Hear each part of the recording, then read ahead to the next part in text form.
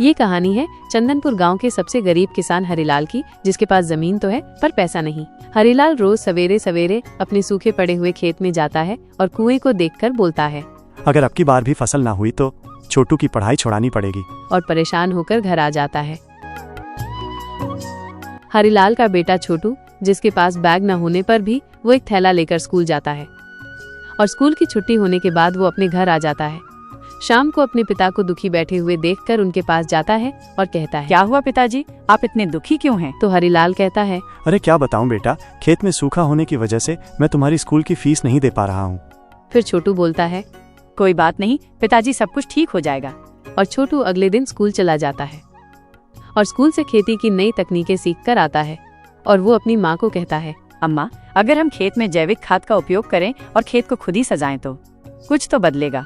तो उसकी माँ कहती है, लेकिन बेटा तेरे बापू नहीं मानेंगे। छोटू गुस्से में कहता है, अब तो मैं खेत में फसल उगाकर ही रहूंगा। और इतना कहकर छोटू घर से चला जाता है। फिर वो सरपंच का बैल लेकर खेत की तरफ निकल जाता है और वो अपने खेत में जुताई करने लगता है। और थक हार कर शाम को सरपंच का बैल लौटाकर अपने घर आ जाता है। तो उसके पिताजी उसको डांटते हैं। फिर भी छोटू हार नहीं मानता और अगले दिन खेत में मेहनत करता है। और कुछ ही दिनों में उसके खेत में बारिश होने की वजह से फसल उगने लगती है। फिर कुछ ही महीनों बाद जब छोटू अपने खेत में जाता है तो देखता है कि उसका खेत पूरा हरा भरा हो गया है। खेत में हरियाली देखकर वो खुशी के मारे नाचने लगता है और गांव के सारे आदमी हरिलाल और उसके बेटे छोटू की तारीफ करते हैं। और कुछ महिलाएं तो उनके घर के बाहर इकट्ठी हो जाती हैं और सोए हुए छोटू को जगाती हैं। अरे छोटू उठ जा, और कितना सोएगा, हमें खेती करने की तकनीक के सिखा दे।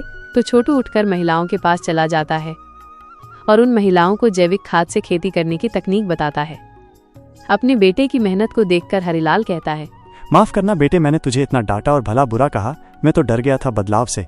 कोई बात नहीं पिताजी, अब मैं भी खेती ही करूंगा और पूरे गांव का नाम रोशन करूंगा। जिसे सबने नादान समझा वो पूरे गांव की मिसाल बन गया। अगर जिद है कुछ करने की तो मिट्टी भी सोना बन सकती है।